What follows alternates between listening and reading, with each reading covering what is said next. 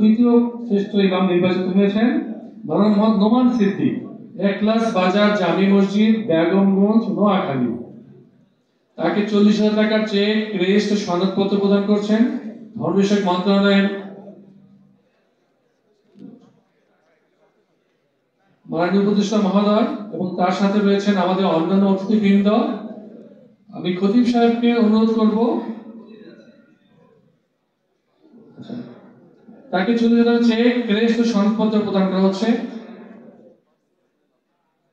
Board of government সম্মানিত সদস্য আমাদের মাওলানা মোহাম্মদ কামাল উদ্দিনকে পুরস্কৃত করছেন।